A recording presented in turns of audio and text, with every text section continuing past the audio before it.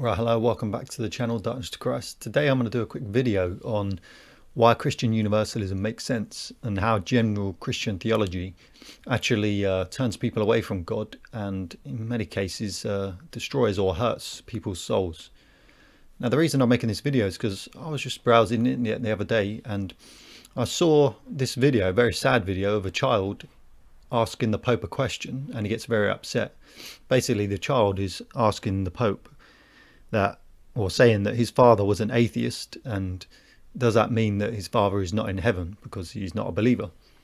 And it's quite a sad video. I'm going to play it and respond as it goes along. So let's start. I'm going to forward skip a lot of it until it gets to the Pope answering, because a lot of it is just him hugging.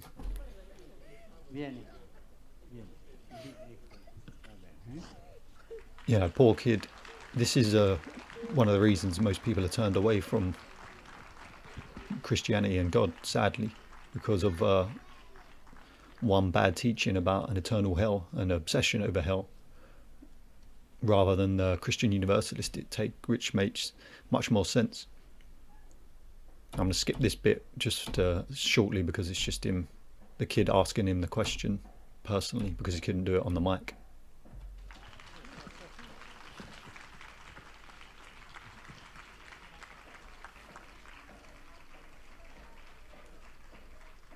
Magari tutti noi. Now the Pope actually replies here to the kid's question, is my father in heaven? Now I'm not a great fan of the Pope, to be honest, but I have to say his answer was a very good answer, so let's just see what he says. Potessimo piangere con Emanuele quando avremo un dolore come ha lui nel cuore. Lui piangeva per il papà.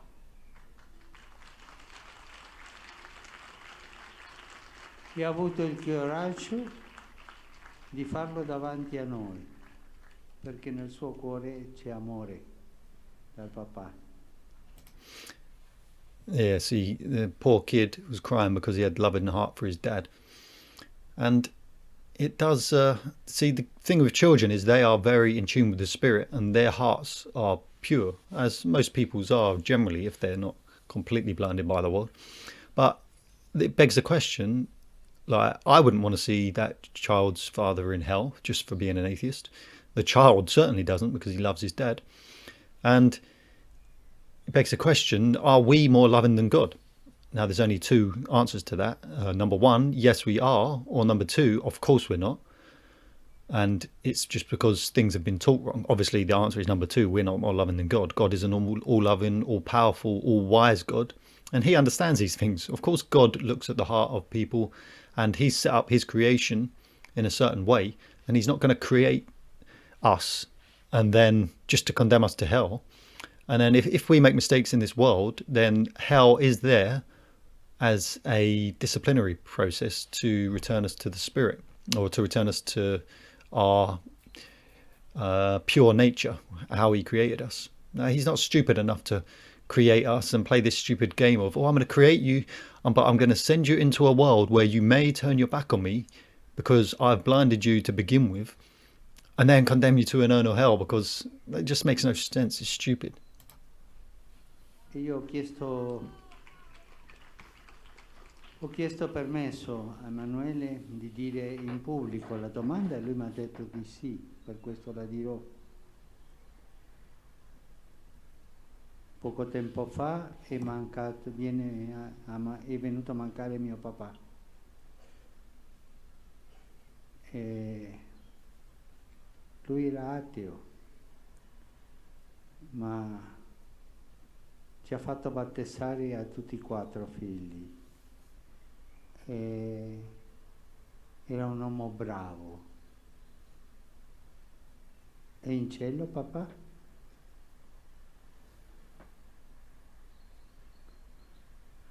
Che bello che un figlio dica del suo papà era bravo. Voi pensate che Dio sarebbe capace di lasciarlo lontano da te? Pensate quello? ma forte, con coraggio. Dio abbandona i suoi figli. Dio abbandona i suoi figli quando sono bravi. Ecco, Emanuele, questa è la risposta. Dio sicuramente era fiero del tuo papà, perché è più facile, essendo credente, battezzare i figli che essendo non credente battezzarli. E sicuramente a Dio questo è piaciuto tanto. Parla con tuo papà, prega tuo papà. Grazie Emanuele per il tuo coraggio. So yeah, I thought that was a good answer from the Pope actually. Now the only problem is that in most Christians who I interact with would generally say that that's incorrect, and that if he wasn't a believer and he didn't accept Jesus, then unfortunately your father is going to hell.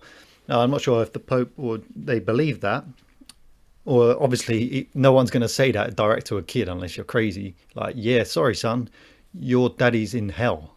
He's not in heaven. Now, if I was there, or if a kid asked me, come up to me as a Universalist and said, "Oh, is my daddy not in heaven?" I'd say, "Listen, kid, don't worry. Our God is all-loving, all-powerful God, and He created us to come into this world, but He'll always return us to Him."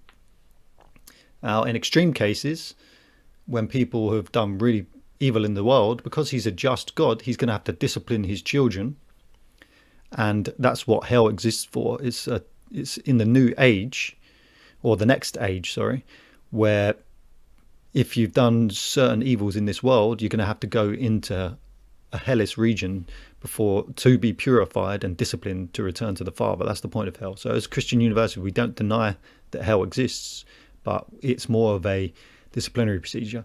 And I've seen one university explain it perfectly. He said, a loving father and a good father, if his son misbehaves or child misbehaves, he's going to discipline them before set them right. He's not going to eternally discipline them. So if you've got a little kid who's misbehaving, you'll give him a timeout. You'll say, right, timeout, go and stand there for 3 minutes. Now, if a loving father did that in a powerful, gentle, loving way, you say, yeah, that's a good father. If the father took the kid and threw him into a fire and murdered him and basically killed him forever, you'd say the father's a psychopath. What the hell is this crazy father doing? That's an evil father. But yet Christians want to say that about God. They'll say that, yeah, God, just because you've made mistakes in this world, or even if you're not done evil, even if you're just an atheist, or you're not a true follower of Christ, you're going to hell. Now, it doesn't make any sense. It's not true. Also, not what Jesus taught. Jesus taught that we must be born again in the Spirit, and that He will reconcile all to Him. And Jesus' death was to return us to the Spirit. That's my opinion. Because we're born into this world and the ego takes over, we lose our spiritual identity. And Jesus Christ came not to save us from eternal hellfire, from an angry God, but Jesus came and died to return us to the Spirit. And we overcome our sinful nature from this sinful world.